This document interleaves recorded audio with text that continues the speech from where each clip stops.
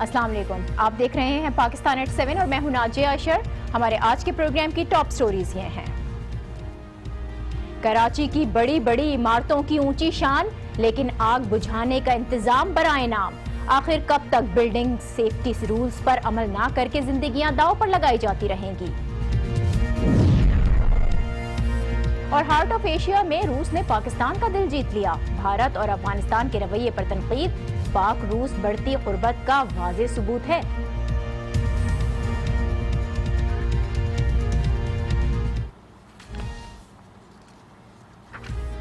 कराची का 4 star hotel जहां रात गए आग लगी। उम्मीद ये की गई थी कि यहां आग से निमटने का मौसर निजाम मौजूद होगा।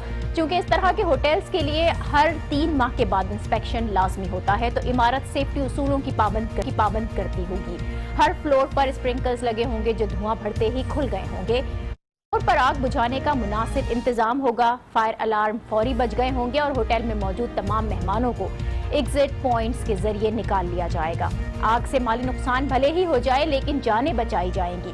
रीजेंट प्लाजा जैसे बड़े होटल में आग लगने के बाद आम ख्याल यही किया जाएगा, लेकिन हकीकत बिल्कुल मुख्तलिफ है।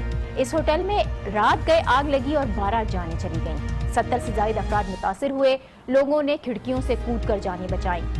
मुतासरीन फायर अलार्म ना बजने और खाने का मुनासिब इंतजाम ना होने की दुहाइयां देते रहे। मुतासरीन की गुफ्तगू और उनकी शिकायत सबसे पहले आपको ये सुनवाते हैं।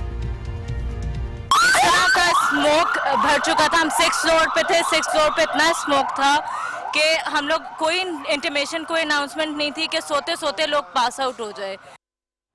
किसी ने ना बताया, किसी ने ना आगाह किया। नोट किया होटल की मुतासरा खातून को आपने सुना, लेकिन इंतजामिया का मौक़िफ़ इससे मुख्तलिफ है। वो क्या कहते हैं ये भी आपको सुनवाते हैं। फायर अरेंजमेंट मौजूद, जैसा कि आपने अभी इसको वीडियो में देखा भी होगा, आपने खुद इसको देखा है, मैंने आपको दिखाया है कि फायर एक्सटिंग्विशर्स वहाँ पर इस्तेमाल हुए हैं। और आपने देखा कि वो जहाँ से मैं अभी आपको बाहर लेकर आई हूँ वो एग्जिट डोर है, बाहर एग्जिट निकलने की जगह है। तो लिहाजा ये तमाम अरेंजमेंट मौजूद थी। मैक्सिमम लोग तो ज़ाहिर है कि वो एग्जिट से आए हैं, लेकिन कुछ लोगों ने जो है वो एग्जिट डोर के इस्तेमाल करने के बजाय उन्होंने जो है वो खुद ज़ाती तौर पर जो है वो चादरें जो है जोड़ कर नीचे उतरने की कोशिश की और उसकी वजह से उनमें वो कुछ जख्मी भी हुए। यानी इंतजामिया कहती है कि तमाम तर इंतजामात वहाँ पर मौजूद थे। बहरहाल ये एक नाकाबिल तसव्वुर वाक़या है जो कराची के 4 स्टार होटल में रूनुमा हुआ। इस वाक़े में होने वाले जानी नुकसान की तलाफी तो मुमकिन नहीं, लेकिन बिल्डिंग सेफ्टी के उसूलों को यकीनी बनाकर मुस्तकबिल में कई जानें ज़रूर बचाई जा सकती हैं। इसी मकसद के लिए हम आज के प्रोग्राम में बिल्डिंग सेफ्टी के क़वानीन के कुछ निकात आपके सामने रखेंगे। आपको ये बताते हैं कि किसी भी इमारत में आग से निमटने का इंतज़ाम किस तरह से होना चाहिए। कानून इस बारे में क्या कहता है। Karachi building and town planning का मैनुअल उठाकर देखें तो उसका चैप्टर 13 और 14 किसी भी इमारत में आग से निमटने का इंतजाम कैसा होना चाहिए उससे मुतालिक बताता है। इस मैनुअल के मुताबिक 4 मंजिल से ऊंची किसी भी इमारत में आग बुझाने का मौसर निजाम होना लाजमी है। तमाम होटल्स के लिए फायर अलार्म्स की तनसीब जरूरी है। हर फ्लोर पर फायर एग्जिट होना चाहिए। हर फ्लोर पर आग बुझाने के आलात की मौजूदगी लाजिम है। कार पार्किंग, हॉल और इस तरह की जो बंद जगह होती हैं वहां पर स्प्रिंकलर्स लगे होने चाहिए। हर मंजिल पर स्टैंड पाइप का इंतजाम हो जिसके लिए पानी का जखीरा भी मौजूद हो।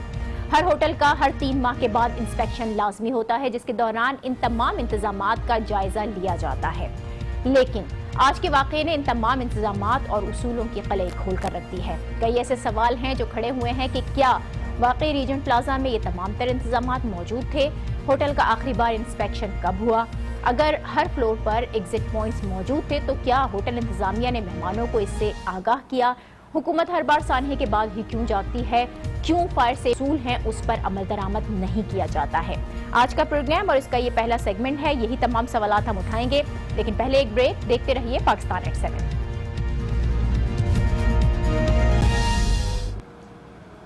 Welcome back. कराची के 4 स्टार होटल में लगने वाली आग जिससे 12 अफराद हलाक हुए, इसी पर हम बात करेंगे। हम स्टूडियोज़ में ज्वाइन कर रहे हैं आज न्यूज़ के ब्यूरो चीफ कराची रफत सईद साहब, और रीजेंट प्लाजा से हमारे साथ होंगे अमीन शाह, आज न्यूज़ के नुमाइंदे। उनसे पहले बात करते हैं। अमीन, आप ये बताइए कि रेस्क्यू की जो कार्रवाई थी ज़ाहिर है वो तो कम्प्लीट हो चुकी है, तहकीकात का अमल कहाँ तक पहुँच सका है? देखिए, जो इस अफसोसनाक वाक़े की तहकीकात है उसके लिए एक कमेटी जो है वो कायम की गई है, और उसके अलावा वज़ीर आला सिंध की ज़ेर सदारत आज एक इजलास भी हुआ है और उसमें भी हिदायत की गई है कि तमाम असबाब और मुहर्रिकात जो है वो सामने लाए जाए।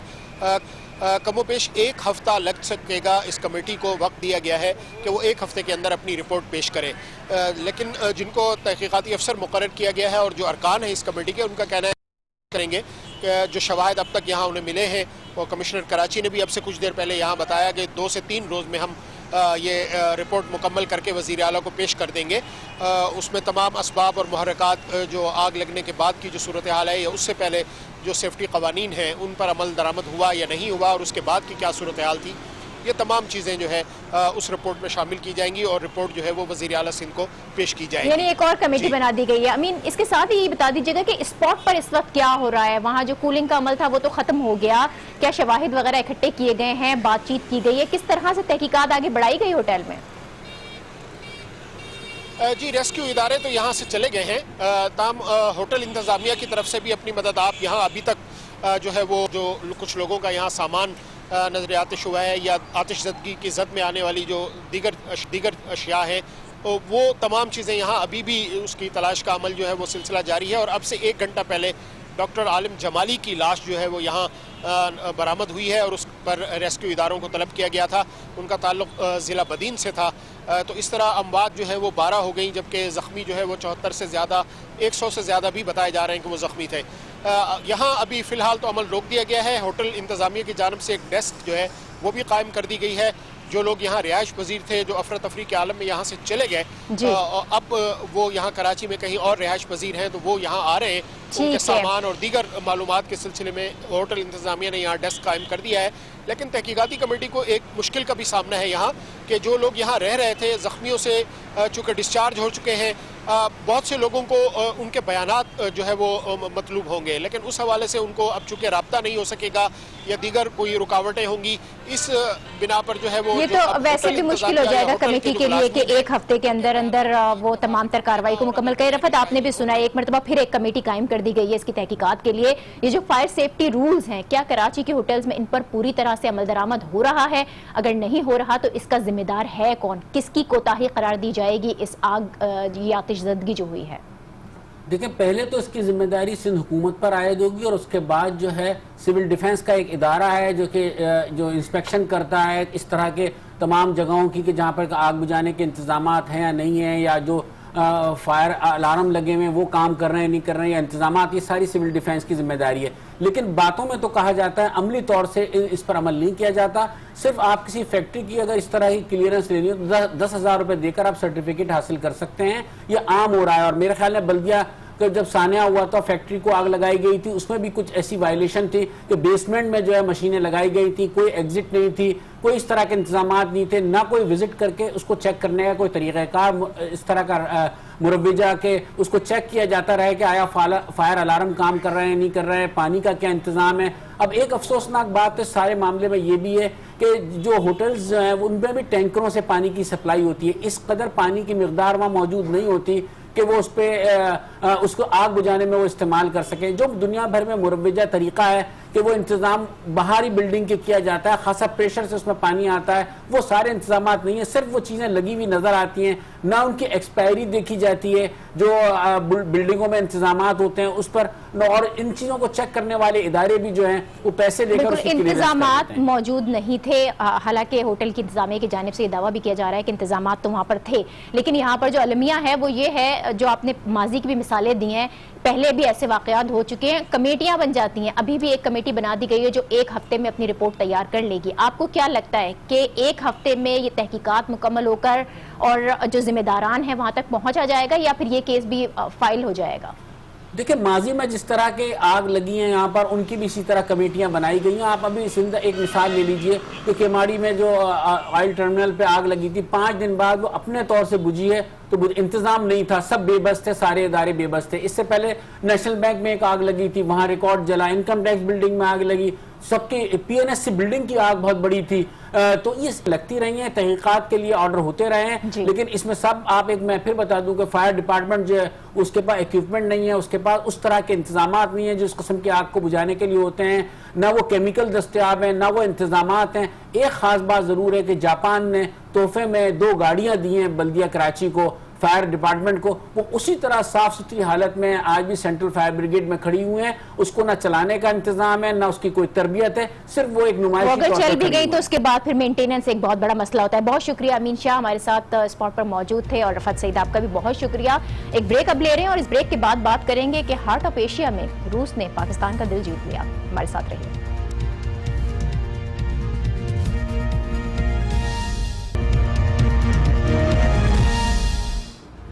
Welcome back. دنیا کی سیاست تبدیل ہو رہی ہے، نئے اتحاد بن رہے ہیں، نئی صف بندیاں ہو رہی ہیں. پاکستان، چین اور روس قریب آ رہے ہیں. بھارت افغانستان اور امریکہ سے روابط بڑھا رہا ہے. اور اب ہارٹ آف ایشیا کانفرنس میں یہ تصور کھل کر سامنے آیا، جہاں پاکستان افغان امن کے لیے گیا، مثبت پیغام لے کر گیا، دل بڑا کر کے گیا اور نیک دل سے گیا. لیکن بھارت اور افغانستان نے مل کر پاکستان کو ہی کٹہرے میں کھڑا کر دیا. اس تمام تر صورتحال میں روس کے کردار نے پاکستان کے خلاف اس تلخ ماحول کو خوشگوار کر دیا. افغانستان کے لیے روسی نمائندے ضمیر کابلوف نے پاکستان کے حق میں کھل کر بات کی، پاکستان پر تنقید کو نامناسب قرار دیا. انہوں نے کہا کہ افغان امن کے لیے ہونے والی کانفرنس میں پاکستان پر حملہ غلط تھا. الزامات کا کھیل نہیں ہونا چاہیے. سارے شرکاء افغانستان کے دوست ہیں. پاک روس مشترکہ فوجی مشقوں پر بھارتی اعتراض کو انہوں نے بلا جواز قرار دیا ہے، اور یہ سوال اٹھایا ہے کہ کیا کبھی ماسکو نے امریکہ بھارت تعلقات پر کبھی اعتراض کیا؟ ضمیر کابلوف کا یہ بیان بہت اہم ہے، جس نے بھارت میں ہلچل مچائی ہے. بھارت جو پہلے ہی پاکستان روس کے بڑھتے تعلقات پر تکلیف میں ہے، مسلسل روس اور پاک فوج کی مشترکہ مشقوں پر اعتراض کر رہا ہے. اسے دو ٹوک جواب ملا ہے. اسی پر ہم بات کریں گے. ہمیں جوائن کر رہے ہیں سابق سفیر علی سرور نقوی صاحب. بہت شکریہ نقوی صاحب آپ کا.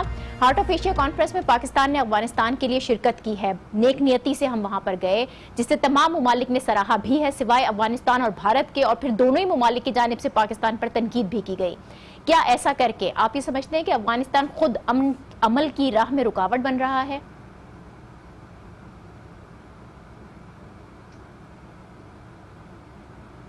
میں سمجھتا ہوں کہ بن رہا ہے، اور یہ بہت افسوس کی بات ہے کہ ستار عزیز صاحب نے اپنی تقریر میں بھی ریگریٹ کا اظہار کیا ہے کہ افغانستان کا یہ جو موقف ہے وہ ہمارے نیک نیتی کے اور ہمارے خلوص دل کے جو مشورے ہیں، جو ہیں، اس پہ اس کو کوئی اس کے بارے میں اس نے کوئی دھیان نہیں دیا اور ہماری تنقید کی.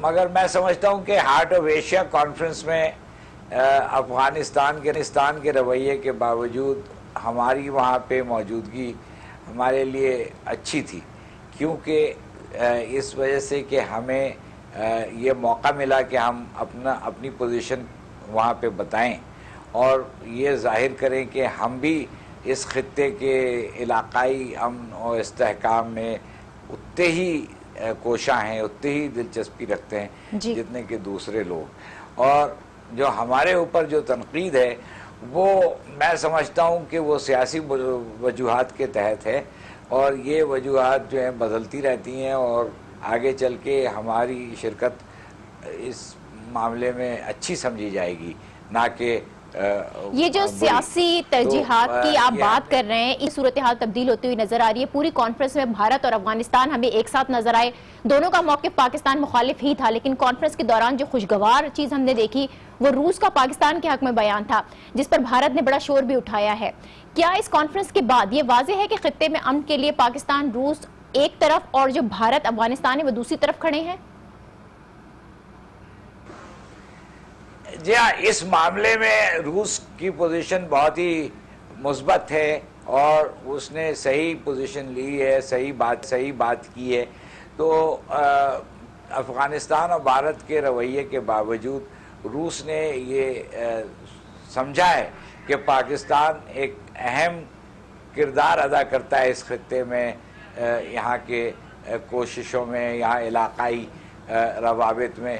تو اس میں جب دوسرے ملک یہ دیکھیں گے تو وہ روس کا یہ رویہ جو ہے اس کو اس سے گائیڈنس لیں گے. اور دوسرے روس اور چین دونوں پاکستان کے فیور میں انہوں نے باتیں کی ہیں، مطلب کہ کوئی تنقید نہیں کی. اور علاقائی امن و استحکام کی بہت باتیں شکریہ کی ہیں۔ سابق سفیر تو علی سرور پاکستان بھی نقوی کے ساتھ موجود تھے، اور جو یہ نئی صف بندیاں ہو رہی ہیں، نئے بلاک بن رہے ہیں، بدلتے روابط ہیں، خطے میں جو اسٹیٹس ہیں ان کے ریلیشن شپ کے مستقبل کا فیصلہ کر رہے ہیں۔ آج کا یہ پروگرام مجھے دیجیے اجازت، کل آپ سے پھر ملاقات ہوگی، اللہ حافظ۔